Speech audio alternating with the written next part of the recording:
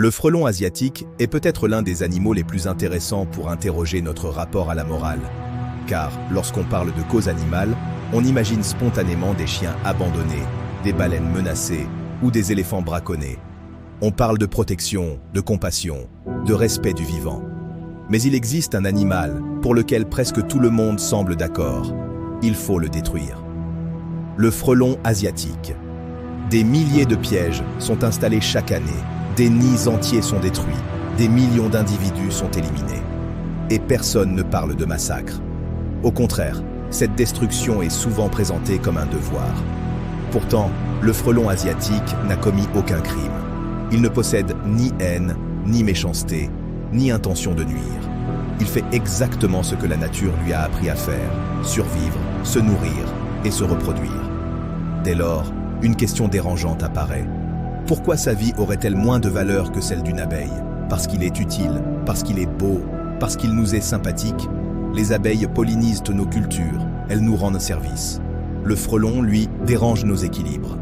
Mais si nous accordons plus de valeur aux animaux qui nous sont utiles, alors notre morale n'est peut-être pas fondée sur le respect de la vie, mais sur notre propre intérêt. Il y a un autre paradoxe.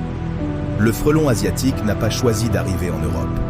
Son introduction est très probablement une conséquence des activités humaines et du commerce mondial. En quelque sorte, nous avons ouvert la porte, puis nous déclarons aujourd'hui l'invité indésirable. Nous réparons un déséquilibre que nous avons nous-mêmes créé. Alors, que défend réellement la cause animale? Les individus ou les écosystèmes? La vie de chaque animal ou l'équilibre global de la nature? Car protéger les abeilles revient à condamner les frelons. Sauver une espèce implique parfois d'en combattre une autre. Le frelon asiatique nous rappelle ainsi une vérité inconfortable. Il est facile d'aimer les animaux que nous trouvons beaux ou utiles. Il est beaucoup plus difficile d'accorder une valeur morale à ceux qui nous effraient, nous gênent ou menacent nos intérêts. Et c'est peut-être là que se mesure la cohérence de notre éthique.